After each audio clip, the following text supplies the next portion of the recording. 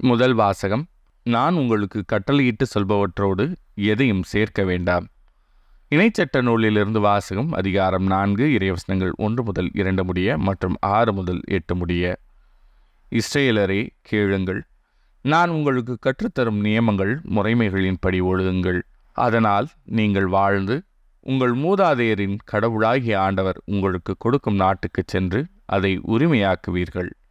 நான் உங்களுக்கு கட்டளையிட்டு சொல்பவற்றோடு எதையும் சேர்க்க வேண்டாம், அதிலிருந்து எதையும் நீக்கவும் வேண்டாம். உங்கள் கடவுளாகிய ஆண்டவரின் கட்டளைகளை நான் உங்களுக்கு கற்றுத்தருகிறேன், அவற்றை பின்பற்றுங்கள். நீங்கள் அவற்றை பின்பற்றி நடங்கள், அதுவே மக்களினங்கள் முன்னிலையில் உங்கள் ஞானமும் அறிவாற்றலுமாய் விளங்கும். இந்த நியமங்களை கேள்வியுறும் அனைவரும் உண்மையில் இப்பேரினம் ஞானமும் அறிவாற்றலும் கொண்ட மக்களால் ஆனது என்பர். நாம் குரல் எழுப்பும் பொழுதெல்லாம் நம் கடவுளாகிய ஆண்டவர் நம்மோடு உள்ளார். அவரை போல் மக்களுக்கு மிகவும் நெருங்கிய கடவுளை கொண்ட வேறு பேரினம் ஏதாகிலும் உண்டா? நான் இன்று நேர்மை மிகு சட்டங்களை உங்களுக்கு தந்துள்ளேன். இவற்றை போன்ற நியமங்களையும் முறைமைகளையும் கொண்ட வேறு பேரினம் ஏதாகிலும் உண்டா? இது ஆண்டவரின் அருள் வாக்கு. இறைவா, உமக்கு நன்றி. பதிலுரை பாடல். ஆண்டவரே, உன் கூடாரத்தில் தங்கிட தகுதியுள்ளவர் யார்? மாசற்றவராய் நடப்போரே, இன்னோர் நேரியவற்றை செய்வர், உளமாற உண்மை பேசுவர், தம் நாவினால் புறங்கூறார். ஆண்டவரே, உம் கூடாரத்தில் தங்கிட தகுதியுள்ளவர் யார்? தம் தோழருக்கு தீங்கிழையார், தம் அடுத்திருப்பவரை பழித்துரையார். நெறித்தவறி நடப்போரை இழிவாக கருதுவர், ஆண்டவருக்கு அஞ்சுவோரை உயர்வாக மதிப்பர். ஆண்டவரே, உம் கூடாரத்தில் தங்கிட தகுதியுள்ளவர் யார்? தம் பணத்தை வட்டிக்கு கொடார், மாசற்றோருக்கு எதிராக கையூட்டு பெறார். இவ்வாறு நடப்போர் என்றும் நிலைத்திருப்பர். ஆண்டவரே, உம் கூடாரத்தில் தங்கிட தகுதியுள்ளவர் யார்? இரண்டாம் வாசகம். இறை வார்த்தையின்படி நடக்கிறவர்களாயிருங்கள். திருத்தூதர் யாக்கோபு எழுதிய திருமுகத்திலிருந்து வாசகம். அதிகாரம் 1, இறைவசனங்கள் 17 முதல் 18 முடிய, 21 முதல் 22 முடிய மற்றும் 27. சகோதரர் சகோதரிகளே, நல்ல கொடைகள் அனைத்தும் நிறைவான வரமெல்லாம் ஒழுகின் பிறப்பிடமான விண்ணக தந்தையிடமிருந்தே வருகின்றன. அவரிடம் எவ்வகையான மாற்றமும் இல்லை. அவர் மாறிக்கொண்டிருக்கும் நிழல் அல்ல.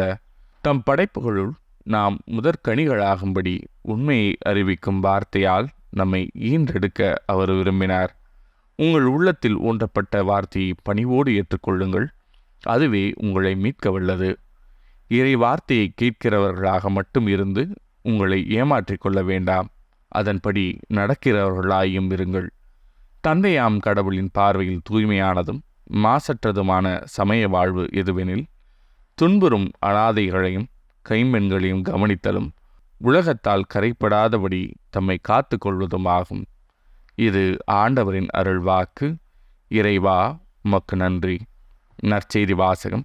நீங்கள் கடவுளின் கட்டளைகளை கைவிட்டு மனித மரபை பின்பற்றி வருகிறவர்கள். மார்க் எழுதிய தூய நற்செய்தியிலிருந்து வாசகம். அதிகாரம் 7, இறைவசனங்கள் 1 முதல் 8 முடிய, 14 முதல் 15 முடிய மற்றும் 21 முதல் 23 முடிய. ஒரு நாள் பரிசேயரும் எருசலேமிலிருந்து வந்திருந்த மறைநூல் அறிஞர் சிலரும் இயேசுவிடம் வந்து கூடினர். அவருடைய சீடருள் சிலர் தீட்டான, அதாவது கழுவாத கைகளால் உண்பதை அவர்கள் கண்டார்கள்.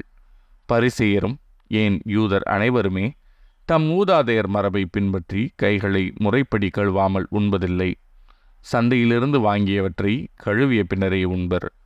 அவ்வாறே கிண்ணங்கள், பரணிகள், செம்புகள் ஆகியவற்றை கழுவுதல் போன்று அவர்கள் கடைப்பிடிக்க வேண்டிய மரபுகள் இன்னும் பல இருந்தன. ஆகவே பரிசேயரும் மறைநூல் அறிஞரும் அவரை நோக்கி, உம் சீடர் மூதாதையர் மரபுப்படி நடவாமல் தீட்டான கைகளால் உணவு அருந்துவதேன் என்று கேட்டனர். அதற்கு அவர், வெளிவேடக்காரர்களாகிய உங்களை பற்றி எசாயா பொருத்தமான இறைவாக்கு உரைத்திருக்கிறார். இம்மக்கள் உதட்டினால் என்னை போற்றுகின்றனர், இவர்கள் உள்ளமோ என்னை விட்டு வெகு தொலைவில் இருக்கிறது. மனித கட்டளைகளை கோட்பாடுகளாக கற்பிக்கின்றனர், இவர்கள் என்னை வழிபடுவது வீண் என்று அவர் எழுதியுள்ளார். நீங்கள் கடவுளின் கட்டளைகளை கைவிட்டு மனித மரபை பின்பற்றி வருகிறவர்கள் என்று அவர்களிடம் கூறினார். இயேசு மக்கள் கூட்டத்தை மீண்டும் தம்மிடம் வரவழைத்து அவர்களை நோக்கி, நான் சொல்வதை அனைவரும் கேட்டு புரிந்து கொள்ளுங்கள். வெளியே இருந்து மனிதருக்குள்ளே சென்று அவர்களை தீட்டுப்படுத்தக்கூடியது ஒன்றுமில்லை. மனிதருக்கு உள்ளே இருந்து வெளியே வருபவையே அவர்களை தீட்டுப்படுத்தும்.